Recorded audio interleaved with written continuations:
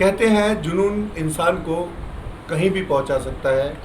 कितनी बड़ी मुश्किलें हों, लेकिन हर मुश्किल जुनून से आसान हो जाती है। आज मैं आपको एक ऐसी शख्सियत से मिलवाने जा रहा हूं जिसने मेहनत मजदूरी करके अपनी पढ़ाई की। एक छोटा सा मासूम सा बच्चा जिसने बहुत छोटे छोटे स्कूलों में अपनी पढ़ाई पूरी की और पूरी करके आज वो नीट की परीक्षा में बहुत शानदार रैंकिंग हासिल की है। हमारे साथ सनी कुमार हैं। सनी, ये बताओ कैसा फील हो रहा है आपको? बहुत अच्छा लग रहा है कि पहले सोचा नहीं था कि मतलब इतना बड़ा कुछ कर पाएंगे, लेकिन अंदर से फीलिंग आती है ना कि मतलब पैसा कम है लेकिन अंदर से हौसला है कि कुछ बड़ा कर ही ले जाएंगे। समाज के लिए बस ये करना था, मतलब ऐसा कुछ करना था कि ऐसा हो कि पैसे की वैल्यू ना रहे। मैं बस समाज के लिए करना चाहता हूँ। बहुत तो वैसा नहीं है कि मेरा पैसों से ज़्यादा वो हो।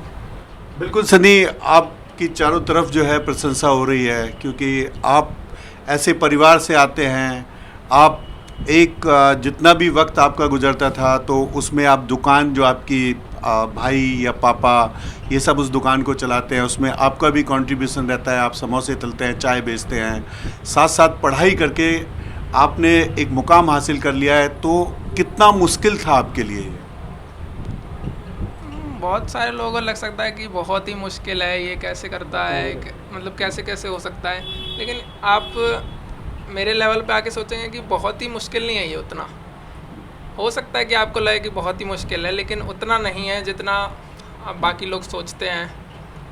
करना है, मतलब जो मेहनत करना चाहता है वो कैसे भी करके कर ही लेगा, कैसे भी करके टाइम निकाल ही लेगा पढ़ने का।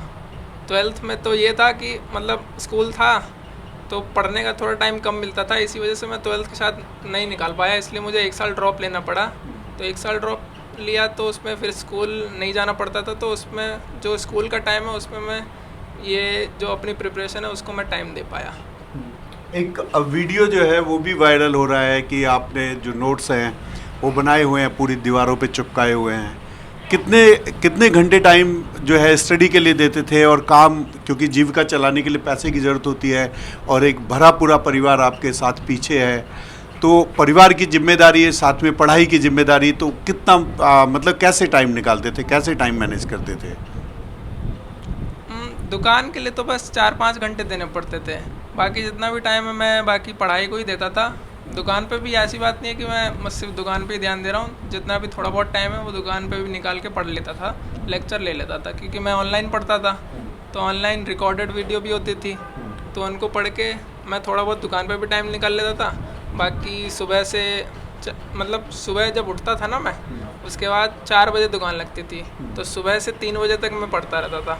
बाकी बीच में जो खाना पीना है 1-2 घंटा वो बाकी छोड़ के, उसके बाद 4 बजे से 9 बजे तक दुकान लगती थी। फिर 9 बजे से 10 बजे तक दुकान बढ़ाया, खाना पीना किया, उसके बाद 10 बजे से 12-1 बजे तक मैं पढ़ता था। और मतलब घर में जैसे कि अब घर वालों की क्या सोच थी, घर वालों को कैसे मैनेज करते थे? क्योंकि हमने हमेशा देखा है कि जब परिवार जो है थोड़ी सी कमज़ोर स्थिति में होता है तो घर वालों का दबाव होता है कि काम करना है, ज़्यादा से ज़्यादा अर्न करना है। तो घर में किस किस का सपोर्ट आपको मिला? भैया का सबसे ज़्यादा सपोर्ट रहा है, क्योंकि सागर। हाँ, सागर भैया। तो पहले तो उनकी भी नौकरी नहीं लगी थी, अब फ़िलहाल लग गई है 2-3 साल पहले, वरना पहले वो दुकान पे रहते थे, मैं थोड़ा कम रहता था। उसके बाद भैया की जब नौकरी लगी तो ज़्यादातर दुकान पे टाइम मैं जाने लग गया दुकान पे। और फिर यही है कि बस भैया काम करते हैं, और फिर दुकान से जो आता है वो भैया मतलब जो भी करते हैं वो घर का किराया और बिजली बिल के लिए करते हैं, और हम जो दुकान से हम राशन वाशन का कर लेते हैं।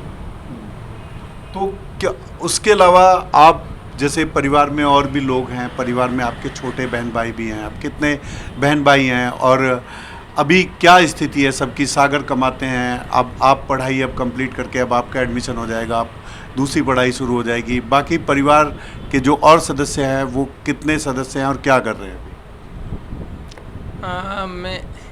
मैं हमारे घर में मतलब 3 बहन हैं। 2 है मेरे से छोटी, एक है 8th में, एक है 9th में।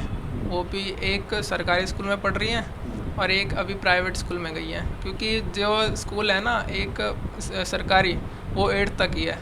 तो एक बहन का वो 8th तक हो गया था, तो उसको प्राइवेट में शिफ्ट करना पड़ा, क्योंकि वो स्कूल ही 8th तक था, तो इसलिए उसको प्राइवेट में शिफ्ट करना पड़ा। अभी आपकी सारी पढ़ाई सरकारी स्कूल से हुई है? नहीं, सरकारी स्कूल से नहीं हुई, प्राइवेट है हमारा स्कूल। लेकिन जो फीस हुआ है ना, वो हमारे स्कूल में एक ट्रस्ट होता है, तो मतलब वो काफ़ी बच्चों की हेल्प करता है, जो लोअर फैमिली से हैं या जो अच्छा करते हैं बच्चे, उनकी हेल्प करता है। तो मैं उनका नाम भी लेना चाहूँगा, केशव संकीर्तन मंडल है।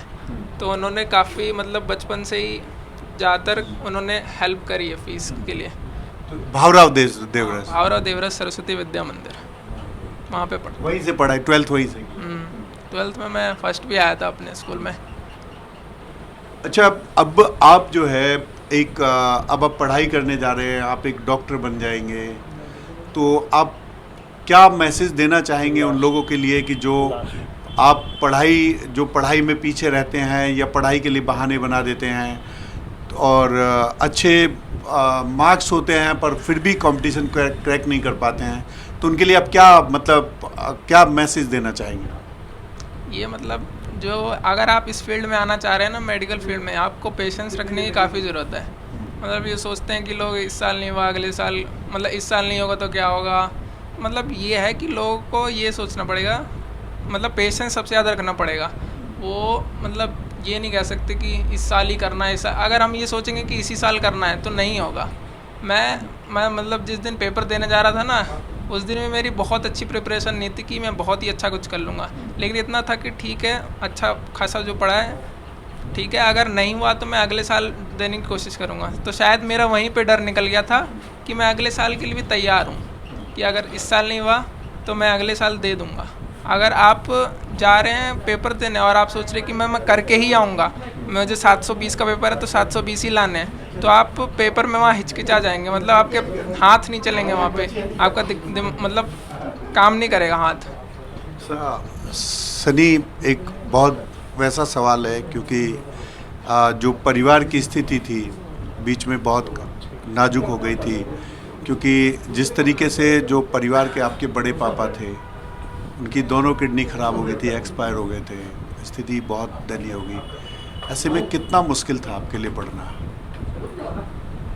पहले जब एक्सपायर हुए थे, चाचा जी थे जो पहले हमारे लिए सब कुछ करते थे, वो जब एक्सपायर हुए थे तब मतलब पूरे हमारे भैया पे, मम्मी पे और हम पे ही सारे मतलब भार आ गया था कि अब कैसे कैसे हैंडल किया जाए।